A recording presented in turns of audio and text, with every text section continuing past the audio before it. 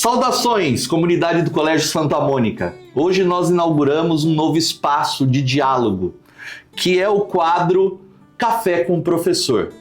Hoje a gente tem uma pessoa muito especial aqui para ser entrevistada, a professora que vai se apresentar agora. Ela inaugurará esse novo programa da nossa rede. Não deixe de nos seguir. Eu pediria agora então que ela se apresentasse. Quem é você, professora? Olá, Rafael. Boa tarde. Tudo bem?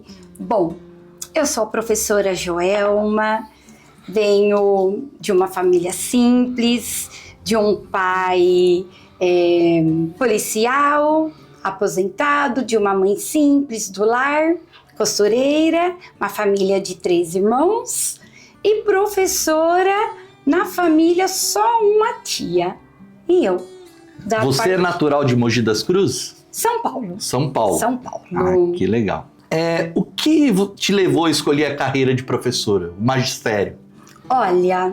A tia teve influência? Não teve. Interessante que desde pequena minha mãe sempre contava que eu sempre andei com revistas embaixo do braço, sempre, Rafinha, e caneta. Eram os meus brinquedos, vamos dizer, brinquedos, né, preferidos. E eu colocava as bonecas uma ao lado da outra e eu dava aula desde 4, 5 aninhos com as revistas, canetas, as bonequinhas uma ao lado da outra e eu ali fingindo que estava dando aula e já pedi logo 5, 6 aninhos, queria uma lousa. Minha mãe comprou já uma lousa pequena, depois foi crescendo o tamanho da lousa e aí eram os meus brinquedos favoritos. Desde pequena, amava escrever em lousa. E aí já pedia caixa de giz, já pedia canetas, canetinhas. E aí foram os meus brinquedos. E aí os que foram já, os que foi vocação nata. E como foi administrar essa vocação no ensino médio? Muitas amigas suas também foram para o magistério ou não? Ô, Rafa, olha que interessante. No ensino médio, eu queria muito fazer o magistério. Uhum. Muito, muito. Só que não sei se você se recorda, existia o Cefam. Sim. E eu fiz a prova e eu pedi para uma amiga se ela poderia ver se eu havia passado. E ela falou assim: Jô, você não passou. Eu fiquei muito triste, muito triste. E passou uma semana e uma outra amiga me ligou e falou assim: Jô, por que você não fez a inscrição? Aí eu falei: porque eu não passei. Ela falou: você tinha passado sim, o seu nome estava lá. Eu corri no Cefam, corri. E aí tinha passado a inscrição e eu havia passado. Eu chorei,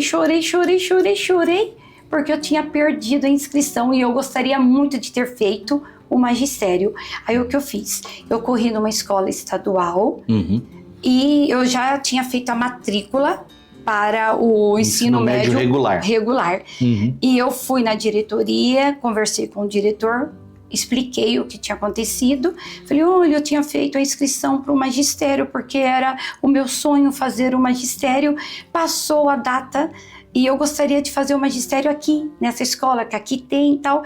E ele falou assim: olha, eu não posso te garantir, porque aqui também já assim, encerrou a inscrição. Vamos fazer assim, vou deixar o seu nome aqui na lista de espera. Se houver uma vaga, eu guardo para você. Rafael, todos os dias eu batia na sala do diretor. Todos os dias. Professor, surgiu a vaga? Ainda não. No outro dia.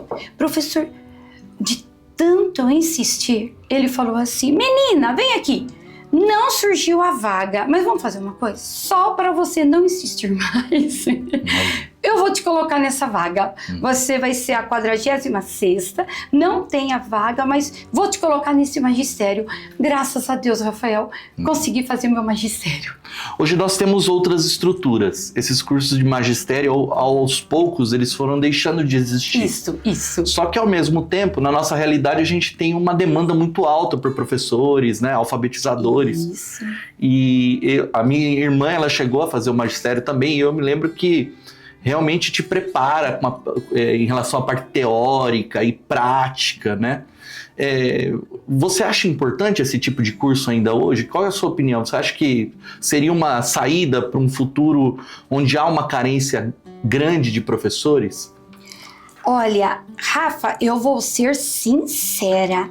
O nosso curso do magistério na década de 1990 era um ótimo curso. Olha, a faculdade, que depois nós fizemos a faculdade, pedagogia, muita coisa do magistério. O magistério era muita prática. Por quê?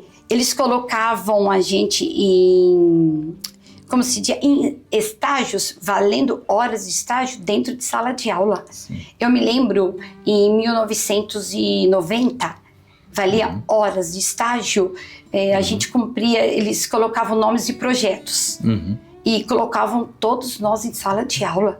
A gente ficava dentro de sala de aula. A gente aprendia o que era ficar 5 horas com as crianças, além da teoria, né? Que nós tínhamos a psicologia, a didática, a psicologia, nós tínhamos toda aquela teoria, mas nós tínhamos a prática. Hoje a gente faz a teoria na faculdade, mas os alunos saem de uma pedagogia, mas não imagina o que é enfrentar uma sala de aula. O olho do furacão, né? Quando a gente está ali na prática. Eles não imaginam. Então, o nosso magistério, a gente já sabia o que era enfrentar 5 horas de uma sala de aula. E a nossa teoria era bem mais forte. Era bem mais forte, Rafa. Vamos dizer assim que, claro, as atualizações hoje, né, as estratégias didáticas, tudo bem que hoje tudo se atualizou, se modernizou, né? Hoje é tecnologia, né? Mas eu acredito que vamos dizer que hoje poderia ter o magistério, como era antigamente, o magistério junto com uma faculdade, com um curso superior, né? Parece que a universidade ela deixa o aluno mais independente para estudar. E o magistério, ele envolvia o aluno, né, em atividades diversas, teóricas e práticas, né? Uma forma diferente. Isso. Quais foram os maiores desafios no início da sua carreira como professora? Você se formou, e aí? Como foi entrar no mercado de trabalho? Que recordações você tem desse período? Rafa, a gente entra muito sonhadora, né? Porque, assim, a gente escolhe a profissão por amor. Eu escolhi e estou nela até hoje por amor. Encontramos muitos desafios, percalços no caminho, muitos. Mas a gente entra, eu estou nela até hoje por amor. Então, no início, a gente entra assim com muitos sonhos, a gente entra, eu sou professora, peguei uma sala, quando a gente pega a sala, né, aquele sonho, peguei uma sala, nossa primeira sala, mas é muito difícil, Rafa, você está ali dentro da sala de aula, é você com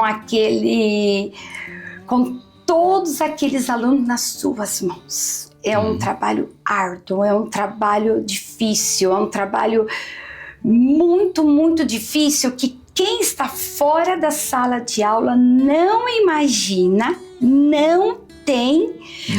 Rafa, não passa pela cabeça de um pai, de uma mãe, o que um educador, um professor passa dentro de uma sala de aula. Eles não imaginam, não imaginam. Então, quando nós entramos dentro de uma sala de aula, a gente entra com uma mente. E quando a gente está dentro da sala de aula, que a gente começa a dar aula, que nós encontramos as dificuldades, que são muitas, Rafa, são muitas dificuldades. São não só as dificuldades pedagógicas, as dificuldades institucionais, né? As dificuldades são muitas, Rafa, muitas dificuldades. Então, eu me lembro, eu já leciono há mais de 20 anos, que uma das coisas que eu aprendi quando eu comecei a lecionar, assim, é uma coisa que Porque a gente começa a organizar as aulas, né? Organizar a maneira como a gente vai abordar determinado assunto, Isso, né? Organizar a dinâmica da própria aula. E para mim, eu comecei a ficar meio chocado, porque às vezes a aula que eu programava para uma sala não funcionava para outra. Porque o ser humano é um universo, né? Então, demorou muito para você notar isso? Como que foi a sua impressão diante dessa realidade? Você preparar uma aula e funcionar numa sala e na outra... É assim mesmo, Rafa. É assim mesmo. Se você pega o mesmo... Antigamente a gente falava a mesma série, hoje o mesmo ano, né? E pegamos de manhã a mesma série, à tarde... como a sala, né? Nós lidamos com seres humanos, né? Cada criança tem um jeitinho, e a mesma aula de manhã vai, à tarde não vai, e é assim. Não tem como, nós encontramos, de manhã podemos encontrar uma certa dificuldade, à tarde é outro tipo de dificuldade, outro tipo de problema que não encontramos de manhã encontramos um certo problema que à tarde não teve. É assim mesmo, porque lidamos com seres humanos e cada um tem aquela sua... peculiaridades, isso mesmo. É muito interessante. Há quanto tempo você trabalha no Colégio Santa Mônica? Olha, no Santa Mônica eu entrei em fevereiro de 2005, completaram 20 anos que eu estou dentro do Colégio Santa Mônica. E o que te motivou a aceitar o convite? Como foi a sua entrevista? Que lembranças que você tem desse processo inicial de admissão? Olha, no Santa Mônica? Foi assim, eu estava em um colégio em Guaianazes, e a minha prima me ofereceu, falou: Jô, eu preciso fazer um doutorado e vai surgir a minha vaga. Você gostaria de ir lá fazer uma entrevista? Eu falei: eu gostaria sim. E é para lidar com criança, porque eu gosto. Ela já lecionava aqui. Como era o nome dela? A Fernanda Carvalho, que inclusive retornou para o colégio, a nossa querida Fernanda Carvalho. E ela estava nessa época dando aula para terceiros e quartos anos. Nessa época, eu acredito que ela estava dando redação e literatura. E ela precisava fazer o mestrado e precisava deixar algumas aulas. E eu estava num outro colégio e eu falei: tá, vamos lá, vou fazer a entrevista. Quem me entrevistou foi a nossa querida Laís Helena. Sim, saudades da nossa querida Laís Helena. Passei na entrevista, Rafa. Que legal. Tremendo. E como estava o dia? Que lembrança que você tem desse dia? Não, ela pediu que desse uma aula. Foi gostoso. Eu fiz o que eu gosto de fazer. Ela pediu que eu planejasse uma aula. Planejei uma aula bem gostosa, uma aula de língua portuguesa. Usei os materiais que eu gosto. Gosto muito de usar materiais lúdicos. Amo uma aula para terceira série. Agora eu não me recordo que material especificamente você usou naquele momento. Isso, e que conteúdo foi. Então, dei aquela aula. O que eu me recordo que quando terminou, a Laís falou assim: no outro dia eu converso com você, te dou a resposta. Eu falei: tá ótimo. E no outro dia a Fernanda trouxe a resposta. A Laís te amou seu jeitinho, falou que era desse jeito que eles gostariam de uma professora no colégio. Eu falei: então tá bom. E aí deixei o outro colégio, que eu estava em Guaianazes, e para ficar no Santa Mônica. Foi assim, uma experiência até gostosa. Então foi no ano de 2005. Bom, nesse tempo todo, o que te encanta no ambiente do Colégio Santa Mônica, no nosso espaço? Rafa, uma coisa que você encontrou aqui e nos outros lugares onde você trabalhou, você não viu? Olha, eu vou ser sincera. O Colégio Santa Mônica é um colégio muito humanizado. É um colégio que se preocupa com o aluno. Lá dentro, você pode ver que todos ali conhecem a todos. É um colégio grande, nós temos uma quantidade grande de alunos, mas se você falar de um aluno para um inspetor, se você falar para um professor, todos conhecem a todos ali. Isso que é o gostoso, porque todos conhecem a todos, todos conhecem.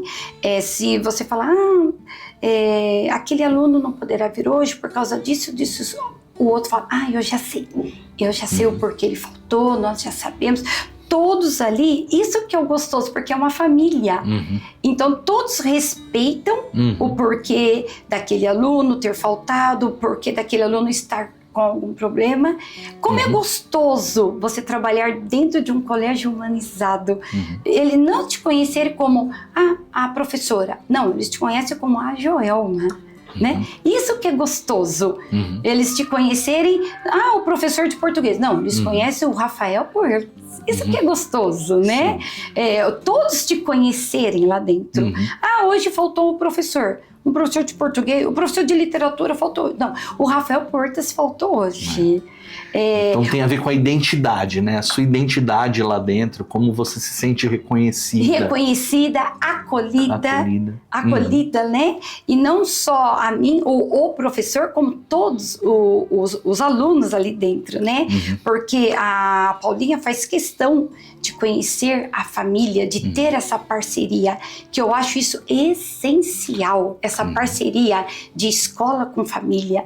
Então isso para mim me encanta. O que você acha essencial no processo de alfabetização de uma criança? O que você considera importante? A gente vive num mundo em que as crianças recebem muitos estímulos, né? Isso. E usam telas. E eu me recordo que você trouxe pra gente algumas ferramentas lúdicas, né, do processo de alfabetização, que são coisas que são empregadas por você no seu dia a dia, certo. Né?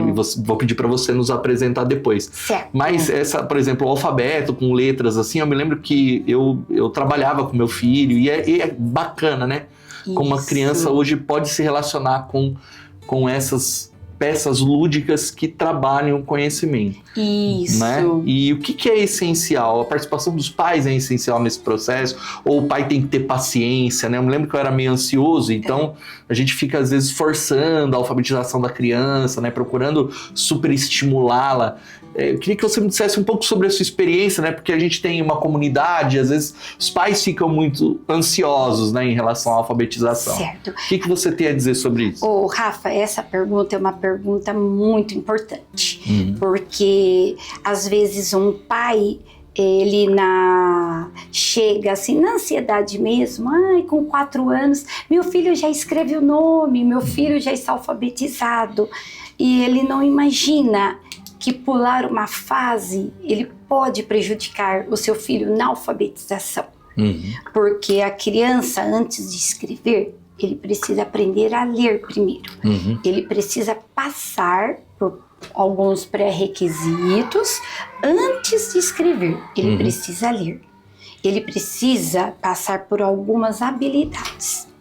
Então, ele precisa da psicomotricidade, ele precisa passar pelos algumas habilidades motoras, visuais, auditivas, e todos esses processos lúdicos, jogos, todos esses pré-requisitos são importantes para depois chegarmos na alfabetização. A alfabetização, ela é complexa. Ela é mais difícil. Ela é uma parte do cérebro que mexe. A parte da alfabetização, Rafa, ela mexe na parte motora do cérebro. E para a gente mexer na parte motora do cérebro, a gente precisa estimular a visual e principalmente a auditiva, que é a da fono. Então, esses pré-requisitos, com 3, 4 aninhos, que a criança já entra na escola. Por isso a importância do ver, do brincar. Por isso que na alfabetização, quanto mais a criança visualizar, ele aprende. Entendi. Por isso a importância do jogo, a importância do ver. Porque na alfabetização, quanto mais ver e brincar, mais se aprende. Depois, no 3º ano, no 2º ano, se finda a alfabetização, para no 3º ano a criança já estar alfabetizada, aí ela já começa a abstrair. Por quê? Porque terminou a alfabetização e ela já conseguiu tudo que ela tinha que ver para ela conseguir aprender, ela viu, ela conseguiu concretizar para ela conseguir se alfabetizar. Aí depois ela vai conseguir abstrair aquele conteúdo. Então, quanto mais lúdico for no processo de alfabetização, quanto mais estimulada ela for, a parceria dos pais é de suma importância. Quanto mais a criança for estimulada, só que peraí, tem as fases certinho. Tem as fases, a professora, quando ela manda a atividade, o pai pode sim ajudar, mas dentro daquela fase que a professora está mandando para casa. Se a professora mandar uma atividade de colar, o papai pode ajudar e pode dar outras dentro daquela fase que a professora mandou, nunca ultrapassar. Entendeu? Então o pai pode ajudar sim, mas sempre dentro, respeitando a fase em que a criança está. Movimento de pinça, movimento de recortar, brincar na areia, movimentar bracinho, movimentar mãozinha. Rafa, é de suma importância para a alfabetização. São todos pré-requisitos para a alfabetização, para chegarmos no nosso letramento, para chegar no nosso escrever. Então são fases que nós precisamos para chegar na nossa alfabetização concreta no nosso segundo ano. Eu tenho uma preocupação, queria saber o que você acha disso. O meu filho conviveu com jornais impressos, revistas impressas, né? Certo. Coloridas. Antigamente havia até suplementos aqui em Mogi das Cruzes que nos jornais locais que eram destinados à criança. Então a gente tinha assinatura, recebia o jornal e junto dele vinha um suplemento pedagógico, né? Havia toda uma estrutura dentro dos jornais, né? De jornalistas especializados, e eles faziam atividades lúdicas e que estimulavam, de certa forma. Eu me lembro, Joaquim, eu tenho fotos dele interagindo com jornais. As crianças hoje não interagem mais com coisas impressas. Certo. Isso é um problema ou não? O que você acha? Ô, Rafa, hoje nós temos várias atividades que estimulam, que são lúdicas, só que no digital. Então não tem o problema. Apesar que as crianças precisam manipular as mãozinhas. Precisam. Quando as mãozinhas são manipuladas, o cérebro também é manipulado. Claro que o digital também faz o cérebro ser manipulado, mas as crianças precisam usar as mãozinhas, precisam.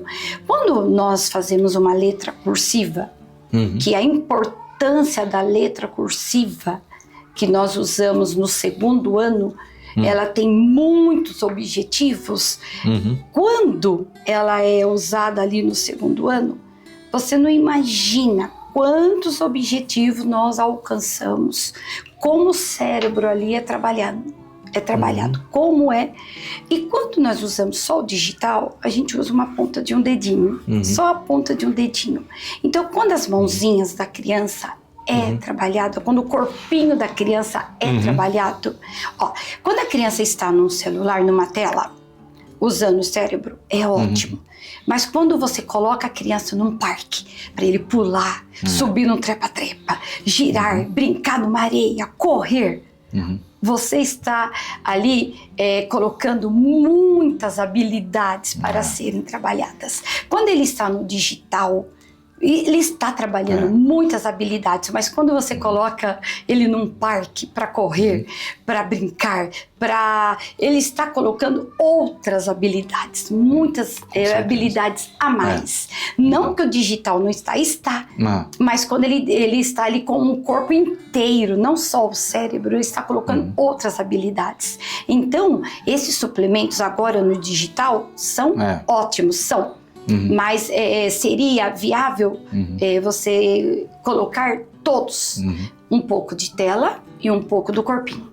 Não só no digital. O que da educação no passado ficou no passado e que você acha que foi injustiçado? Ô, Rafa, temos alguns materiais que era usado, né, na metodologia tradicional, que são muito bons, e que muitos professores condenam. Um deles, como você citou, o material dourado. Ele é maravilhoso. Ele é maravilhoso. É assim, temos a metodologia, a tradicional, temos o método construtivista, e assim, cada professor usa aquele que ele acha mais adequado para sua sala, o material mais adequado para sua sala, e cada professor pega o que é bom. Então, eu posso estar enganado, mas o que eu percebo é assim, no Brasil a gente fala muito em método pedagógico, mas se a gente for olhar bem, não existe uma hegemonia, né? Os professores lançam mão de todas as possibilidades possíveis. Isso. É uma impressão equivocada? Não, é isso mesmo. Olha, o material que for bom, o que der certo com aquele aluno, o que der certo com aquela sala, é como nós voltamos na pergunta, uma das nossas anteriores. De manhã não deu certo com material dourado. À tarde deu certo, vou usar. Carimbo. Rafa, carimbo. Vamos dizer que eu já usei há 30 anos. Hoje eu uso. É um material gostoso. É um material que dá certo. É um material que as crianças gostam. É um material que as crianças visualizam. E é um material que as crianças... É lúdico. Dá certo? Vamos continuar usando. Para que deixar no passado? Mas temos o digital? Temos, mas é um material que dá para concretizar, deixar registrado no caderno. Então, vamos usar. Temos alguns que dá para deixar no passado, vamos deixar para lá, mas material... Alfabeto móvel é um material do passado. Eu uso, porque... Só que hoje eles modernizaram, colocaram... Temos até alfabeto móvel em silicone. Temos um que pode colar em vidro, né? Vamos dizer que modernizaram, mas ainda temos o de papelão, temos ainda em outros tipos de materiais, mas é um material rico na alfabetização. Então, assim... Rafa, o que der certo com a turma, o que der resultado com aquela criança, vamos usar. Olha, eu confesso, tem um professor que falou, o caminho suave alfabetizou meu aluno que nada dava certo. Vou continuar. Continue. O que der certo com a criança. Porque assim, nós temos que tentar de todas as maneiras para a gente ajudar o nosso aluno. É uma impressão que eu tinha, né, de que as professoras realmente usavam aquilo que, né... o que der certo. Métodos de alfabetização sintéticos e analíticos, então assim, não, eu vou usar aquilo isso mesmo. Que eu sei que com esse grupo, com esses alunos... Vai dar certo. Porque cada um tem um ritmo, né? Isso, Rafa, cada um tem uma maneira de tentar aprender. Eu tenho colegas que me chamam de boboca, porque às vezes eles falam, esse seu furor pedagógico que nunca acaba.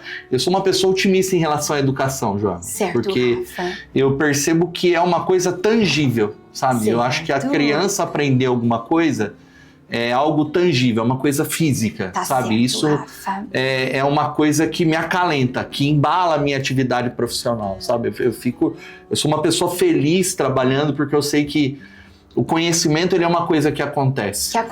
Só que às vezes a gente vive momentos em que algumas unidades escolares a gente vê um surto de negatividade, né, em relação... Como que você acha que o professor...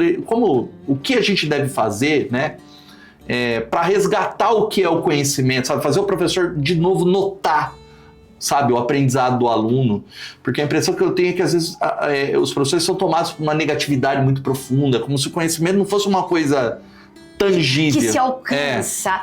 Ô, Rafa, olha, eu acho que é um pouco pessoal, é assim, é igual você, eu vejo esse brilho de ser professor dentro dos seus olhos.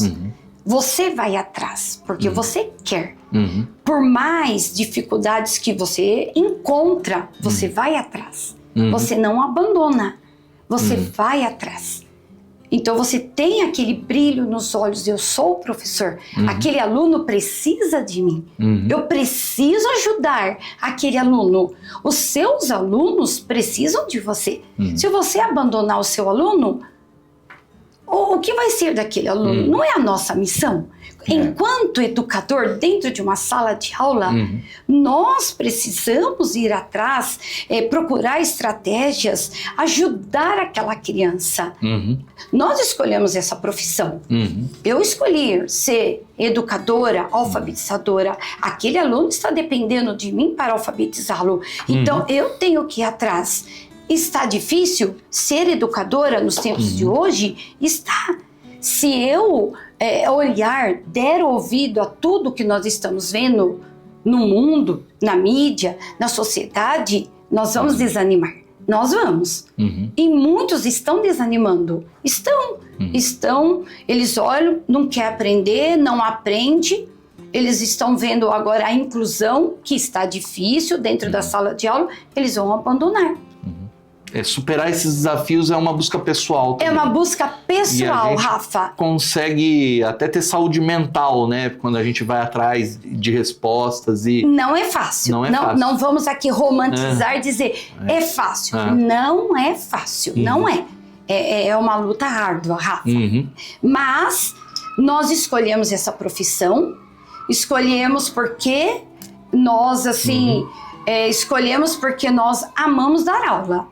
Além, não estamos dizendo aqui que é fácil, porque não é, mas nós escolhemos essa profissão porque nós escolhemos por amor estar dentro de uma sala de aula. Então, nós temos que ir até o fim com a nossa missão, né? Nós temos que ir até o fim. Então, nós, por mais difícil que tudo esteja, é difícil ser um professor hoje no nosso país? É difícil. Mas, Rafa, nós escolhemos essa profissão, nós temos que ir até o fim. Temos que ir. Está difícil? Está difícil. Mas, Rafa, nosso aluno está na minha mão, na sua mão. Não é? Está nas nossas mãos. Então, nós não podemos abandonar. Amanhã nós temos que acordar. Eu tenho uma sala na minha mão, você tem uma sala nas suas mãos e nós temos que ir até o fim. Nós escolhemos ser educadores.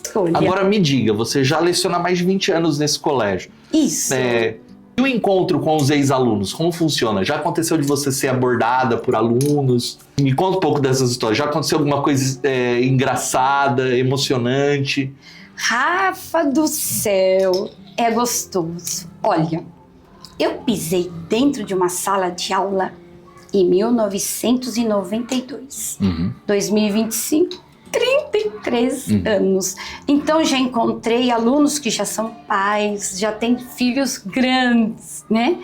E já encontrei filhos já mocinhos, né? É muito gostoso. É assim... É algo emocionante.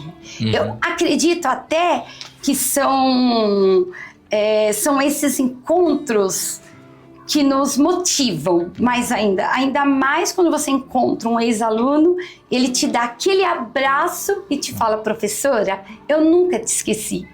Professora, você sabia que você está guardada no meu coração? Eu tenho o seu caderno guardado. Professora, você sabia que eu tenho aquela frase que você me falou até hoje dentro do meu ouvido? Rafa, eu posso te contar um episódio? Quero ouvir. Um episódio marcante. Ele é triste, mas teve um final feliz. Foi no Santa Mônica. Quando eu entrei no Santa Mônica, quando antigamente na escola tinha a festa do livro, porque as crianças do antiga primeira série, eles aprendiam a ler e escreviam um livrinho. Então o Santa Mônica fazia a festa do livro. As crianças escreviam um livrinho e os pais iam no final do ano prestigiar as crianças. Depois a escola passou a fazer um sarau literário. A escola achou melhor, achou mais bonito prestigiar, fazer mais um evento cultural. Eu achei também bem mais bonito. E até porque as crianças já vinham para o segundo ano já escrevendo. Tá. O primeiro ano de sarau literário. Foi o meu primeiro sarau na escola. Eu, nessa época, morava em Ferraz. E tinha uma aluninha que ela era muito tímida. e nós ensaiando para o sarau literário, cada aluno ia apresentar uma poesia. E a aluninha chorava, ela falava, não consigo, não consigo. Eu falei, filha, você vai conseguir. Você vai conseguir. Não, ela chorava. Cada vez que ela ia no ensaio, ela chorava. E a mãezinha dela falou, professora, deixa ela de fora. Eu falei, não posso deixar ela de fora. Vamos fazer assim, eu vou do lado dela. Se realmente ela não conseguir, eu não vou expor a criança ali para chorar, não vou. Mas eu fico do lado dela. Se ela quiser falar apenas uma frase do poema, tudo bem, eu vou conversar com ela. Conversei com a criança, falei, você quer que a professora fique do seu lado? Ela falou, quero. Então você quer se apresentar? Quero. Falei, então a professora vai ficar do seu lado. Tudo bem? Tudo bem. Então foi o nosso combinado. E nos ensaios a criança decorou a primeira frase, decorou a segunda frase, decorou a terceira frase. E eu ali do lado. Eu falei, então, joinha, joinha. As crianças batiam palma, porque a criança era muito tímida. Tudo bem. Chegou o dia do sarau, Rafa. Aí então eu saí cedo de Ferraz, me preparei. Choveu aquele dia. Rafa, chegou em Jundiapeba. Não sei se você conhece a estrada nova. Sim. Do lado, a gente fala lado de lá e lado de cá. De cá, O lado de lá tem Real Parque de Jundiapeba. Sim. Encheu tudo de água. Encheu. Alagou. E eu parada lá, dando a hora do sarau. Rafa, só vinha na minha mente a criança. E eu lá parada, no meio da água. Eu lá compromisso parada. Que você assumiu, né? E eu falei, não, eu não posso, aquela criança tá me esperando. E eu lá na mente, todos os carros parados, tudo cheio de água. Rafa, eu tomei uma atitude imprudente, só pensando naquela criança. Eu tomei um compromisso com aquela criança. Aquela criança ia fazer algo na vida dela. Ela ia tomar uma atitude de coragem pela primeira vez na vida dela. Rafa, liguei meu carro, entrei no meio da água. Rafa, eu fiz uma atitude imprudente. Eu sei, eu fui imprudente. Rafa, entrei no meio da água. Com meu carro, todos os carros parados. Esperando a água baixar, todos parados ali, eu entrei com o meu carro. Não podia dar em outra. Meu carro desligou no meio da água, eu fiquei, a água assim no meu vidro, parou. Aí, Rafa, comecei a chorar no meio da água, a água assim no meu vidro, eu ali parada, e eu chorando, eu falei, meu Deus, olha o que eu fiz. Eu chorava porque eu não iria estar no sarau. Eu chorava porque eu pensava na minha aluna.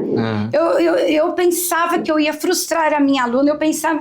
E aí eu pedia, eu fechei meus olhos e pedia, meu Deus, me ajuda, meu Deus, me ajuda. Eu olhava assim, só via água em volta. As pessoas de longe fazendo sinal para mim. Eu ligava o carro não ligava. Rafa, eu no meio daquela água, era o meu primeiro sarau, eu pensava, o que o colégio vai pensar de mim? Será que eles vão acreditar que eu estou no meio dessa água? Não existia, eu acredito, celular naquela época. Rafa, eu fechei meus olhos, falei, Senhor, me ajuda, Deus, me ajuda, me ajuda. Liguei o carro, nada, eu com os olhos fechados, eu sei que pela terceira vez eu liguei o carro ligou. Eu saí daquela água, eu saí daquele alagamento, eu sei que eu saí, eu nem olhei para os lados, eu saí. Uma mão divina me tirou daquela água. Eu saí daquele alagamento, Rafa, com toda certeza, Deus me tirou daquela água. Eu cheguei na escola, não deu nem tempo de eu explicar para a escola o que aconteceu. Eu já estava atrasada, eu não sei nem quantos minutos. A escola, assim, só olhou assim para mim. Eu falei, depois eu explico. Eu cheguei suada, nervosa. Eu só olhei para aquele aluninho sorriu para mim. Começamos o sarau. Pois eu fiquei lá e aquele aluninho recitou e eu do lado do aluninho. O aluninho recitou, terminou o sarau. Aquela mãe me abraçou e só falou, professora, obrigada. obrigada. Me agradeceu tanto, me deu um presente, pelo encorajamento que eu dei para aquela criança. A criança... Rafa... Ali você fez a diferença, né? Tem você ficou preço. Não tem. Tudo bem. Jamais eu faria atitude imprudente, jamais eu faria novamente. Às vezes o coração nos leva, né? Mas Deus me ajudou naquele momento, né? Só que depois ele falou, não faz mais isso, eu não faria.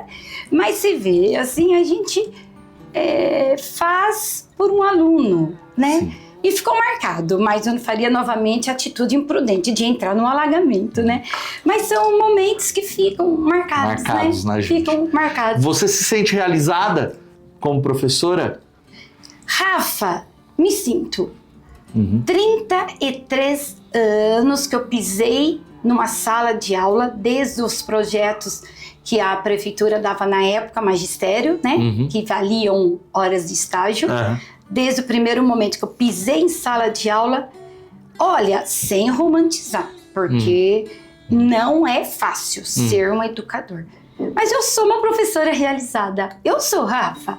Eu acordo, venho dar aula, eu sou uma educadora feliz. Não vou dizer que eu sou uma ótima educadora, tenho ainda eu tenho ainda muito que melhorar, muito.